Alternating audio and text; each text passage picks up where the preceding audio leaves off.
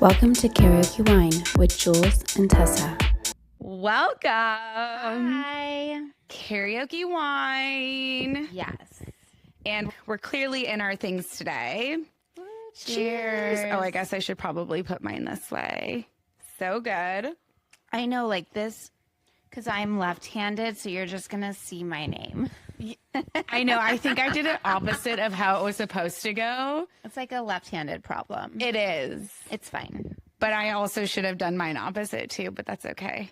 So cute. Yes. Living and learn. We're living, learning, doing all the things. All the things. One, we wanted to talk about how we were featured in Voyage Magazine, which is so exciting. It was really cool. And we had a bright idea to go through the questions and expand on them, since you'll be able to read the article, but we definitely have more to say. Weird for us.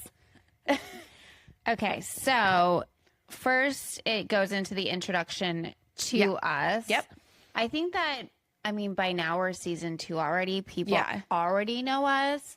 But we did do an intro video to us and like why we started doing this. But it really became, we were already drinking and having a good time and talking about men and the lack thereof, or our trials and tribulations within the dating landscape at our age. Right. And we were at a brunch and we were drinking and we were just like, we should just do this. Yeah. On a podcast, because we got a lot of stuff to say. And I'm sure that there's other women and guys that can relate. Agreed. And I think it's funny because if people who know Jules and I are in real lives, more than likely would be like, who thought it was going to be a good idea to give them microphones and a public platform? I mean, we didn't ask for permission. We did, but do we ever? Is, I think, the biggest thing. No, we do not. We just do because we're us. Yes. And I think originally when we first started, it was Jules and I were always going to be front facing. And then we had somebody that wanted to also be in the back end of it. And as we continued to grow and focus on what we were doing, it just ended up being the two of us. Well, to be fair, I think we had no idea how much time it was going to take. Exactly. When we first started doing it, we were like, oh, we could just do like an episode a month, get together, have a good time. But then we're like, okay, well, if we're going to do this, let's do it. Let's do it. Yes. And so we have a really good cadence of every 2 weeks we have an episode drop. Right. But that takes a lot of time. And I think, well, we also live close to each other. Yeah. And we have jobs that are remote. Yes. So we do have a flexibility on when we shoot. And in the beginning, season 1, okay, so this is a little secret. Season 1, episode 1 and 2 were shot on the same day. Yes. And they were in my house, in my condo. And we were just, okay, first we were super nervous. So we were already drinking like a bottle of wine. Yes, we started before we even shot, where it was a bottle deep. Yes. And then we're like, after the first episode, we got this like natural high. Like, oh my God, It's so fun. Let's do the second one. So we have content. Because we didn't know when the next time we were going to get together and shoot. And yeah, that was a good time. It seems so long ago. It does seem so long ago. To Jules's point, the episode ended up coming out great. However, if you go back and watch it. No, I think you're talking about episode 3 or 4. Episode 3 or 4 at the end when my wine goes from. Oh my God, it was so bad. Like a white wine to a red wine. And the wine glasses were right in front of the shot, and the glasses were fucking dirty as fuck. Oh like you my could see our lipstick, our handprints. Like it was just a really bad shot, like angle. We were wasted. Like beyond wasted. Like, we were like, just lean into each other. Just do it. What's funny though is we ended up shooting an episode after that episode that never aired. Yes. And I was wearing the blue and white. And when we watched it afterwards, we're like, God. oh, no. I mean, I was just going on like a rant. Yes. And we do have that blooper. We do. So we might just we'll put it show in this you one. guys. But yeah. it was funny because I had to stop and I was like, I don't even know what I'm talking about. Like, I was drunk. I was taking tequila shots at one point. We did take tequila shots. It was just that episode will never air in its entirety. Maybe like when we get to $1 million or $1 million views, we'll be like, okay, here's the fucking bullshit episode. Here it is. You asked for it. Oh my gosh, we really do have to do it. That would actually be hysterical because Jules is notorious, and we even put it in the article, like she edits me because I have no filter when we are on these podcasts, and she's constantly reminding me you are an actual employee. You're not allowed to just say that to the world yet. And I'm like, okay, like, thank you. And in this particular episode, it was both of us where we're like, there's no one. I can't. No one. I'm not putting that. Can see this. Yeah, Ever. I mean, you know what? It's so funny. It's when you go out with your girlfriends and you're just drinking, you're having a good time, and you don't know what you look like drunk. But now I do. Oh. I was like, I sound like that? Like, I look like that? Like, I mean, and this was hot girl wasted. 1,000%. And it's actually interesting because after that, Jules and I, after the first, I'd say 4, we actually started becoming more sober on the episodes. We didn't even go through one Briosa each time that we did it, I think. Yeah, I mean, we just started sipping our stuff, not chugging and not drinking before we were shooting. I think that's also with nerves and just wanting to like get through it and have something to say. But so our members only episode, I was saying palm breach, like clearly I cannot speak and get litty titty at the same time. I was like, and the funny thing is, that wasn't even litty titty for us. It was a bottle of shams, and it was over a 3 or 4 hour period of shooting. Yeah, but that bubbles just went straight to my head. Oh, me too. But it's because it'd been the first time since the original date. And when we first started shooting, we did the first like 4 episodes back to back. And then we started getting on a cadence that made more sense. And I would say since that point in November of last year, or 2024 is when we actually launched, we haven't been by any means even tipsy on an episode up until we did the members only again. Yeah. I think that was the first time, because I even remember the next day I was like, fuck, I'm gonna have to go back and rewatch it and make sure we're okay. And then I watch it and I'm like, oh my gosh, we're so articulate. That's a little scary. Yeah. Yeah. No, it was good. It was fun. Yeah. But we have not been that tipsy in a very, very, very long time. Like since the first couple of episodes. We've matured. We've grown up. But it's still fun to do every once in a while. I'm not gonna lie. No, seriously, I had a blast. Yeah. So that's kind of our intro to like our first episodes. Yes. The creative standpoint. I remember when I downloaded the Descript, and that does all of our editing. Yes. Well, I do the editing, but it actually helps us. Yes. I think the first episode editing, I was on that computer for a whole 24 hours. You were. And then once I got it, I was like, oh, okay, now I can do editing in probably 5. Yeah. But I do take breaks because it starts to all sound the same. So then I have to step back and rewatch it and do another day where I've had a full night's sleep. Yeah. But now we figured it out. It's not that hard. It's not. And I think the difference going into this year too is Jules and I will be owning a lot more together on everything, from the creative to the editing to reaching out to people. Originally, it was really on Jules to make sure like we had the reels, we had the clips, we had the editing. And I realized, I think I edited some part of something that we did. And I was like, God, to her point, it really does sound the same. So now removing filler words, getting her the episode so she doesn't have to repeatedly watch it over and over and over again. And then we'll both have that final look over it, because what was happening is Jules owned 1000% of season 1, editing everything. Everything. Thanks, yes, she did. She'd send it to me, and then I'd be like, "You didn't spell this word correctly, or you missed this filler word." Yeah, but I didn't realize, because I wasn't doing it, how many times that you actually have to watch it. Yes, because every time you take out a word, you have to go back in the episode. There were parts where sometimes I would take like a whole fucking paragraph out. Yeah. And then you have to rewatch and be like, okay, well, does that flow? Yes. Does that make sense?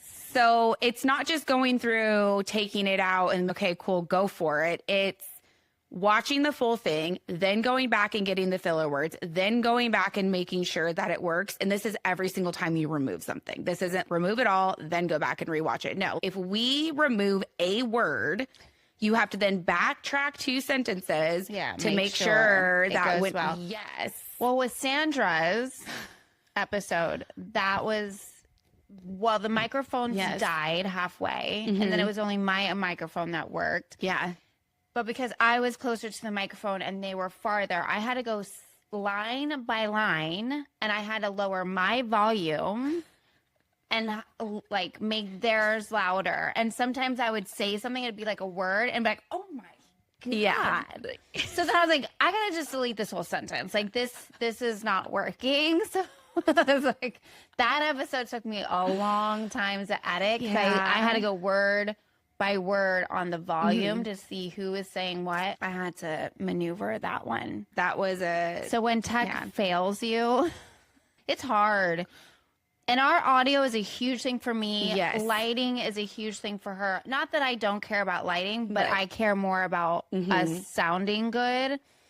And we'll get the lighting better. I mean, obviously, we're doing a lot of things. And you can see our lighting on our podcast logo. I don't care, guys. If I look good and sound good, I don't care. You actually can't see it because the actual camera.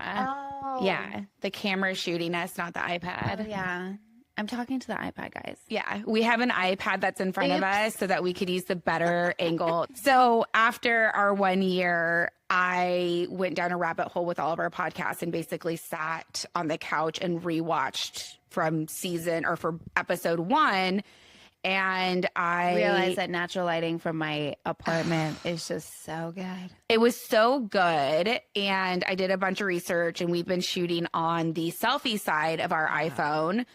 Found out that we shouldn't be doing that. Amateurs, yes. So season 2, hopefully video quality from a not having to edit it as much. Jules would go through, redo all the lighting and the post edits. Yes, post edits. Hopefully we won't have to do so much of that manual lift once I get all the technology aspects completely connected properly. We have 4 massive lights in my apartment right now. I mean, we look like a reality show. We do.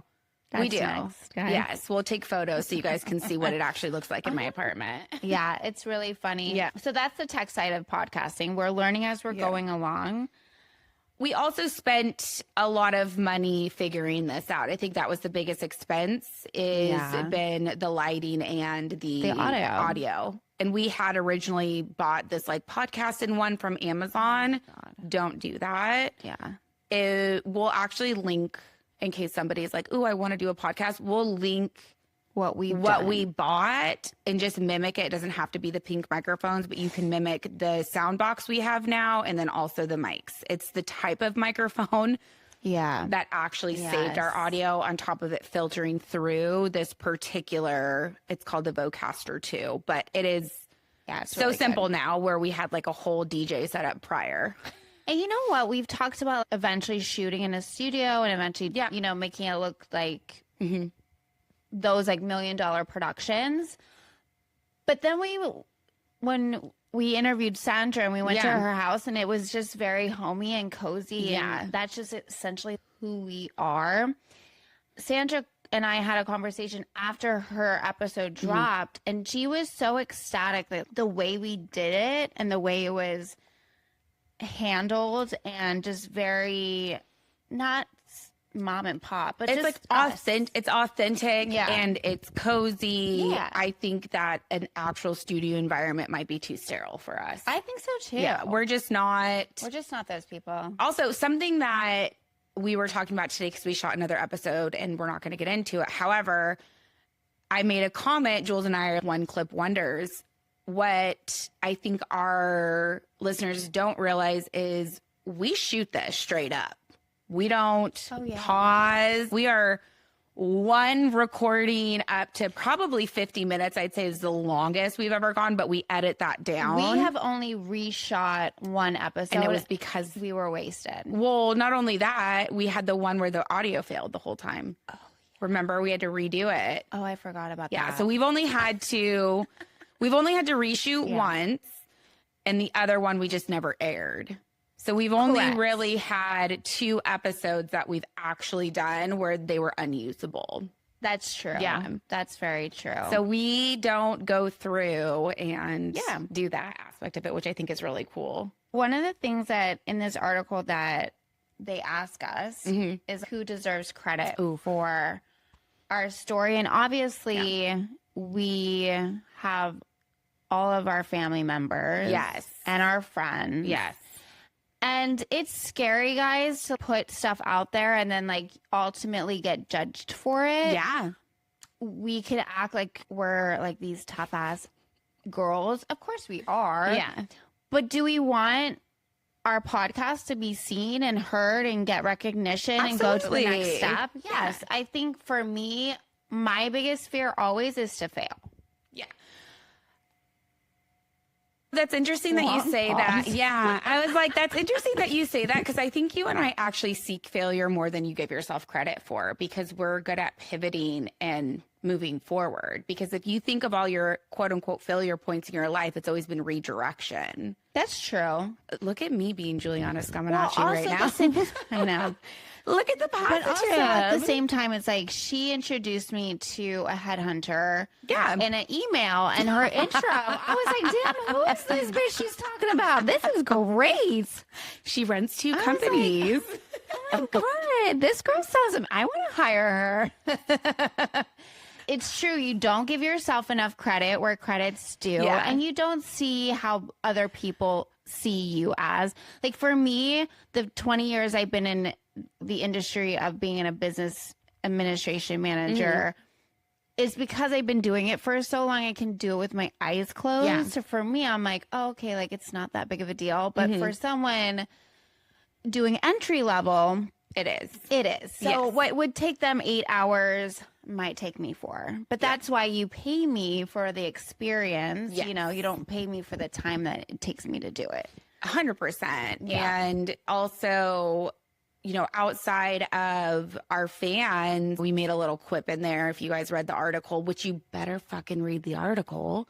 Okay. And fans is being cheeky to the people that like in the back. I want to explain it. I think that our listeners know the fans are cheeky though, because we always talk about, the fans. I just want to say it because let's clarify. It's important to me. The fans are the people in the back of the house that leave these like stupid fucking nasty comments. Yeah. Or they watch all our shit but don't engage. Yeah. Or which are typical experiments that we've gone through. I see you guys and thank you. And I love it. Thank you. I also love our friends and family that truly support us and watch every episode because they just love us. And like that doesn't go unseen. No. As much as the other people. Like everybody sees it and I love all engagement. There's no bad post. No. Like you can literally call me like a fat ugly cow and I'm like, thank you so much. I love you. Thank you. Thank you for keep engaging like I did when that troll was like middle-aged alcoholic. Like, I'm gonna the middle-aged or the one that was like, I'm gonna sleep with or take a shower with a toaster, then listen to the full episode, which is I love that. That's so creative. It was so perfect. And I think I just wrote back, oh my gosh, thank you so much for our engagement. Yes. Like you are amazing. The interesting aspect about that as well is that human being, one, you were fucking private. Like, why do trolls have to leave these nasty comments and then they're always private? Or they have 0 posts. Yes. I want to see what you look like, bro. Yeah, let's get into the nitty gritty there. We did have on our Spotify, one of our listeners asked us if we would do like a live call-in. And I was like, we got to figure that one out. Yes. Maybe we would just do a live one day. But we would have to figure it out. But I was like, I'm not opposed to it. It's just... We don't do live podcasts. 1,000%. Yeah, we can or actually. Maybe we could be like, during this hour on this day, we will take callers. Yeah. Yeah. We would just have to figure it out. Yeah, we'll have to figure it out. Never But we could say never. Yes, we could do like a Google Voice call in too. We'll figure it out. Sure.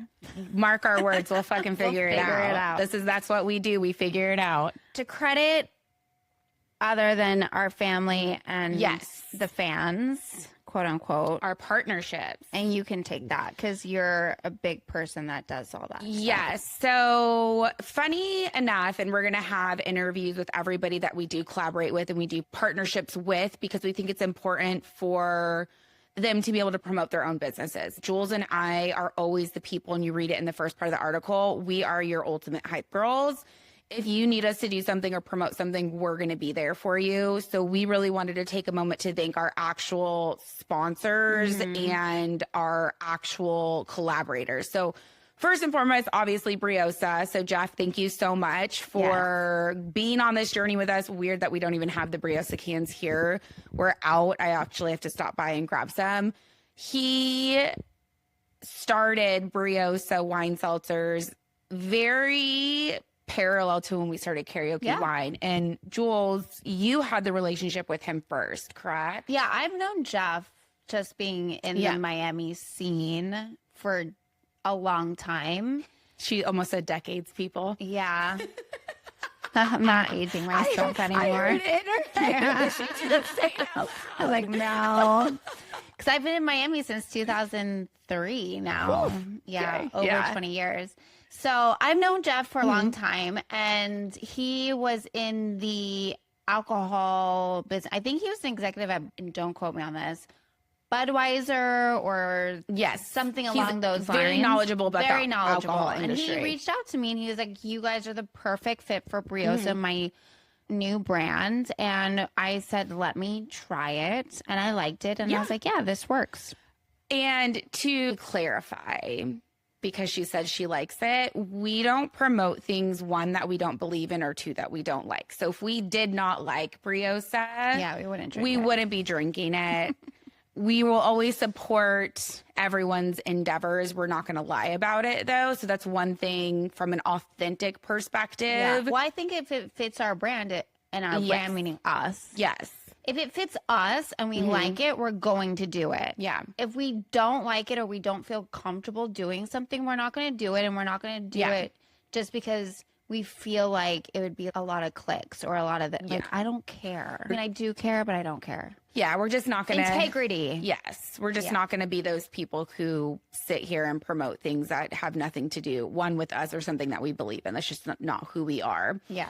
The second person that we want to talk about is Ada, who I'm not going to tell you guys how I met her, but she is the CEO and founder of Haus Media, which is a Miami-based marketing company. And we're actually, again, we're going to do an interview with her, and I want her to share how we met, because I think it's such a full circle moment on how Jules and I actually started talking and doing this podcast. I'll give you a hint. It was through technology that we met. Okay. There may or may not have been some swiping involved. Okay. We'll just leave that little cliffhanger there.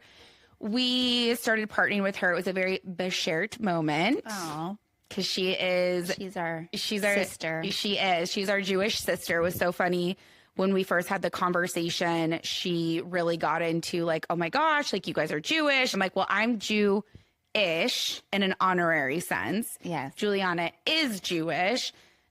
Ada is also Jewish. So it was like just like a very full circle moment. You guys will probably see the difference between between the reels that Jules and I put out versus what she does.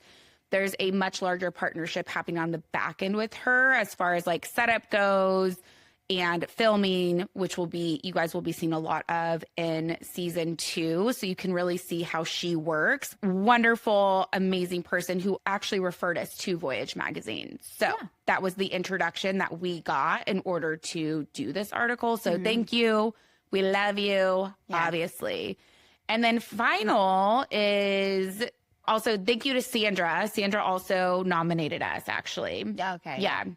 She was our last episode of 2025 and our first CEO episode. So thank you for being on with us and sharing that experience with us and just being such a wonderful fucking guest. Yeah, she was super easy, super nice. Yes, brought us into her home. Yeah, and we'll promote both of their articles too through Voyage when we post this. And our final person who's newer to the family is going to be Jay. Yes.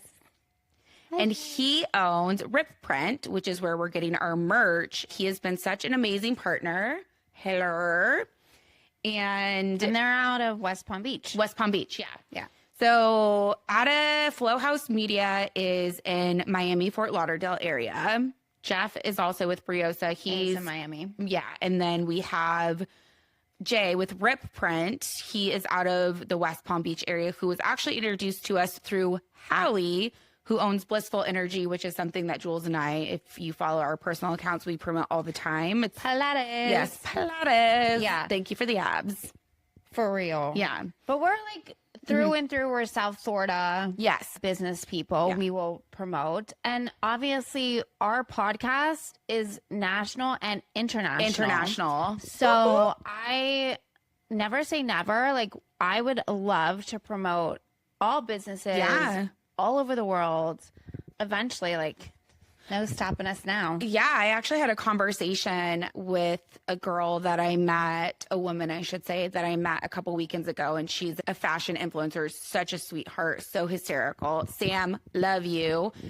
And I was talking with her, and she mentioned, why are you going to pigeonhole yourself to just South Florida? And my response was, you know what? We've been thinking we just need to start getting in front of people and get a name known for ourselves. It's easy to get in front of South Florida people. Yeah. But once she said that, Jules and I spoke about it, and I was like, we have the ability to do this with anybody. Jules and I are very mobile because we can take our business with us anywhere we go. So maybe more to come on that. Maybe it's not going to be just South Florida. We know that we said we were going to do 12 this year. I think we've already have 6 booked, 7 or 8 actually. She's already like, I'm like, I don't have a life. Yes. Like, calm down. Our scheduling, you guys, we have to put everything else above. We had a girls' dinner scheduled for next week. And we're shooting. So we're not even going to dinner. We're just going to go to drinks after because it was genuinely the only day that we had. And our friends were like, well, can't we just push the dinner back? And we're like, don't do that because we don't know what time we're going to end. Yeah.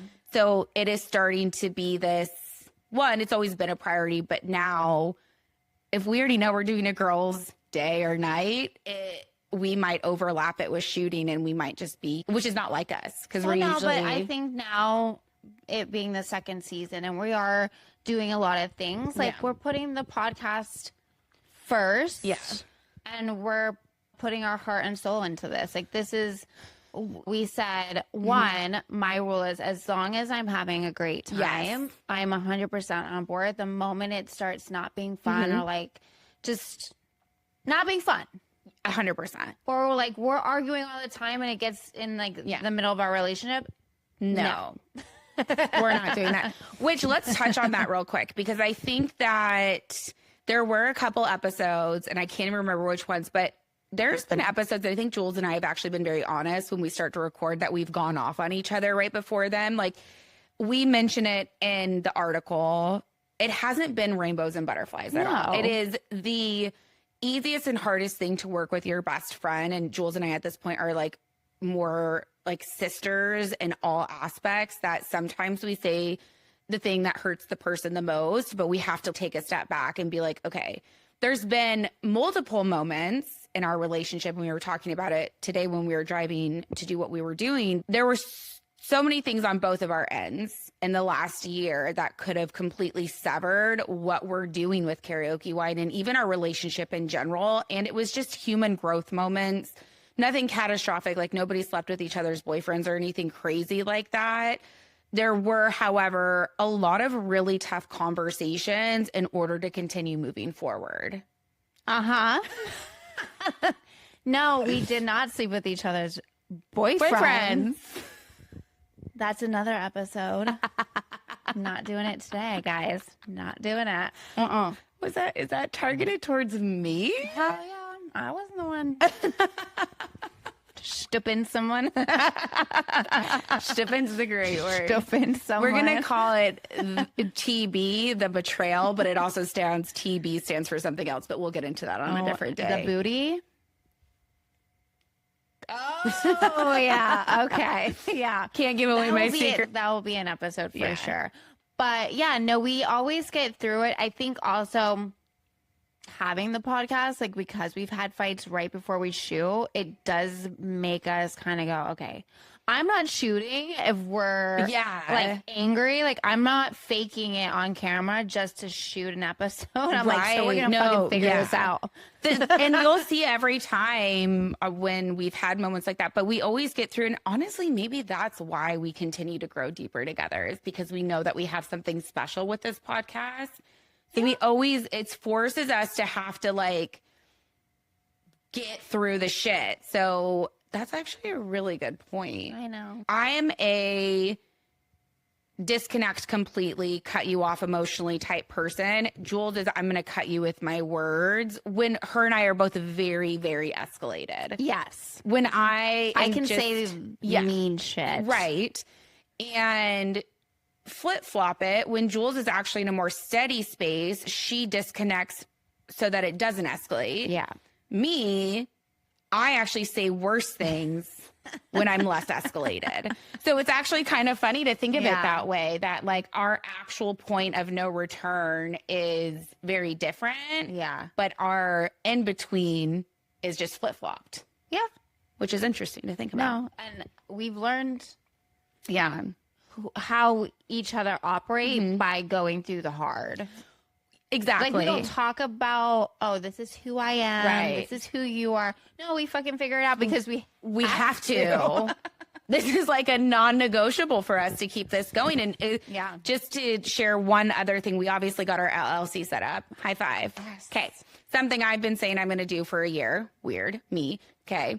I went to go do it and I was going to pay $500 to get it done. And Jules is like, no, what? Or I even asked somebody to do our website and she's like, well, what are those dollars going to? And I'm like, it's taking it off my plate. Not an excuse. She's like, no, we're not doing that. We're not spending money on it. No. She knocked out the LLC immediately, but I called her in this. That's also what I do for my living. Yes. I was like, calm down. Yeah. There's a process.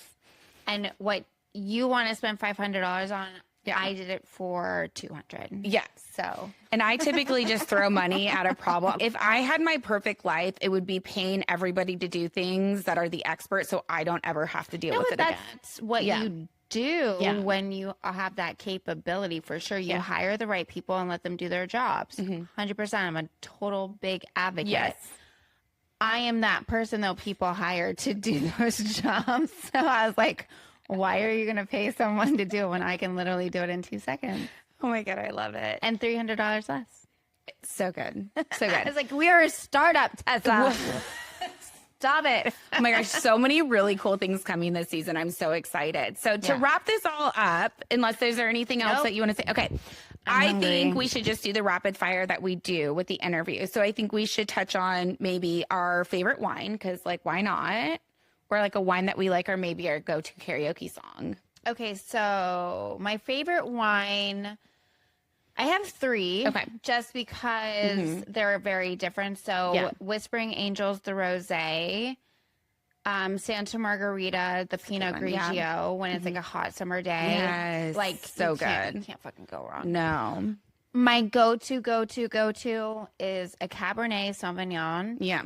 I love me a good Josh price point when you're broke. Yeah. It's like literally $8 wine and it's so good.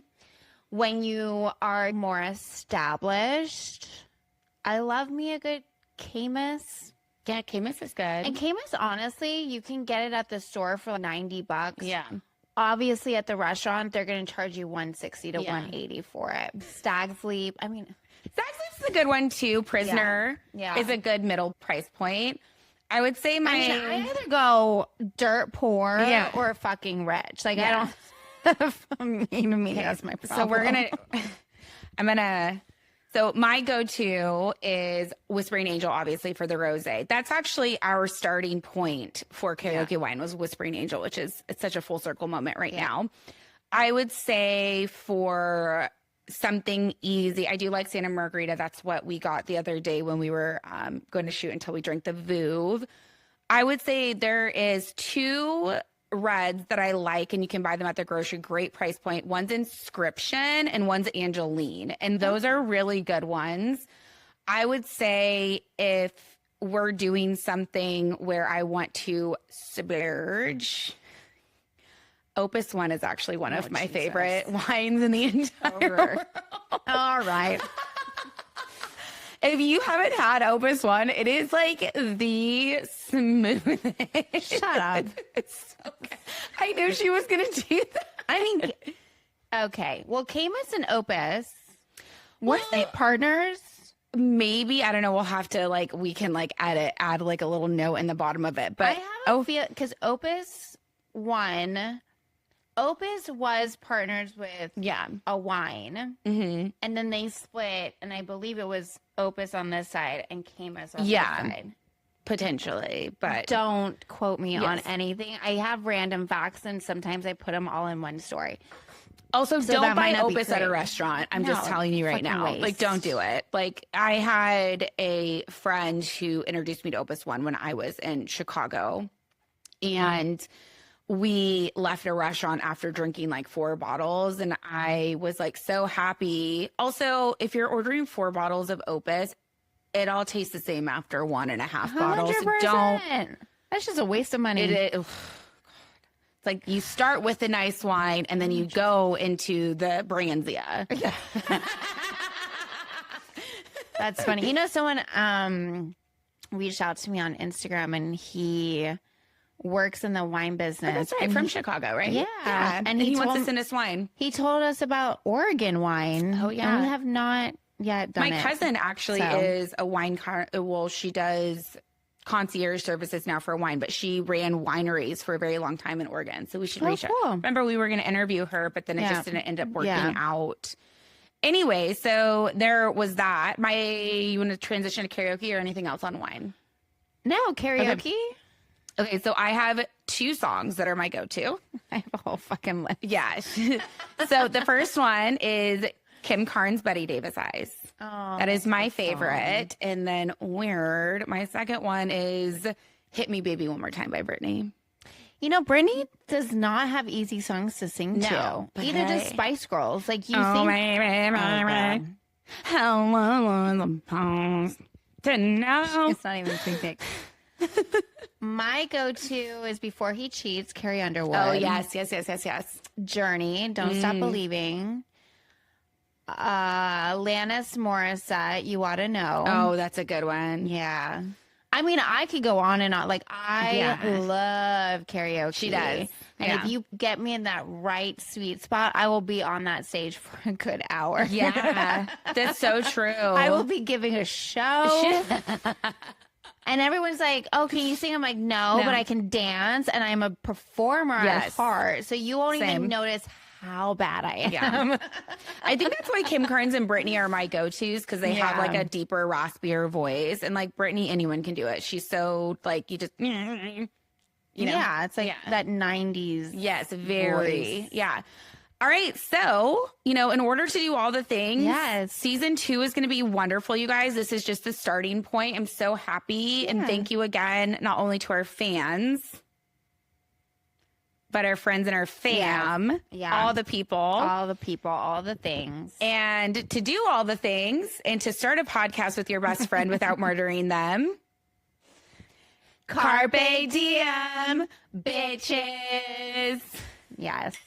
We haven't killed each other yet. Emphasis on yet. There's still a basement. Thank you for watching this episode of Karaoke Wine. Please like and subscribe.